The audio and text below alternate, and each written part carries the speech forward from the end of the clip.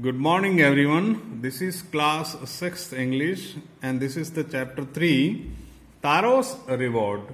In previous lecture, we had learned about half the chapter, and now we will learn the next part of this chapter.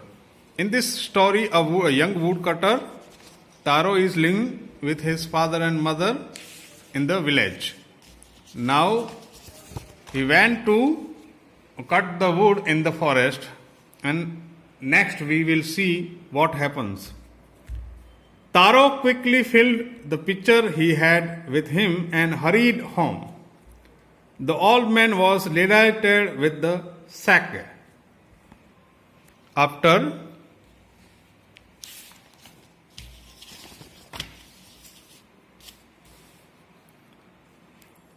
only one swallow of the liquid, he stopped shivering and did a little dance in the middle of the floor.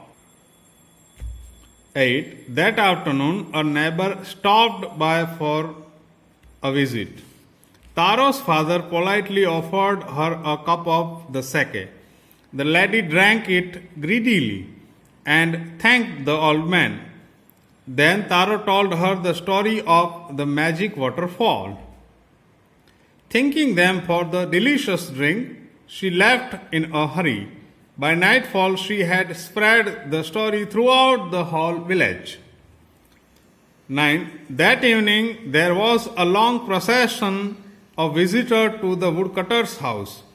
Each man heard the story of the waterfall and took a sip of the sake. In less than an hour, the pitcher was empty. Next morning, Taro started for work even earlier than the morning before.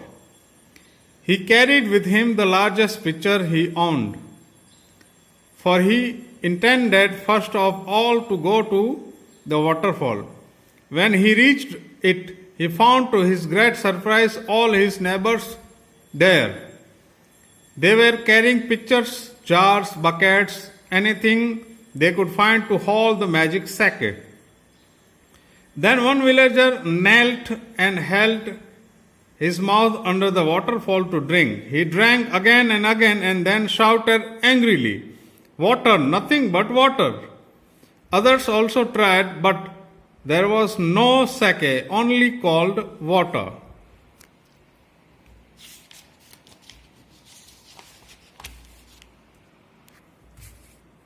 "We have been tricked," shouted the villagers. "There is Taro." "Where is Taro?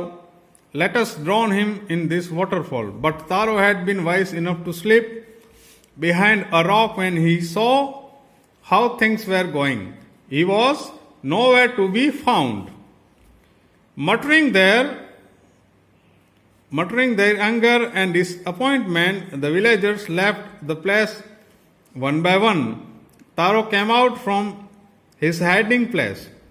Was it true? He wondered. Was the sake a dream? Once more he caught a little liquid in his hand and put it to his lips. It was the same fine sake. To the thoughtful son, the magic waterfall gave the delicious sake. To everyone else, it gave only cold water.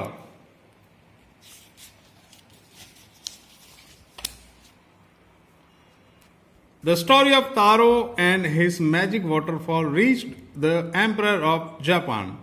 He sent for the young woodcutter and rewarded him with 20 pieces of gold for having been so good and kind. Then he named the most beautiful fountain in the city after Taro. This, said the emperor, was to encourage all children to honor and obey their parents. A Japanese story retold.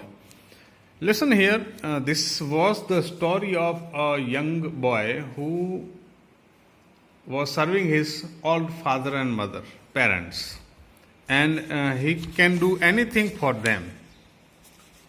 And that is why the emperor king of Japan had rewarded him.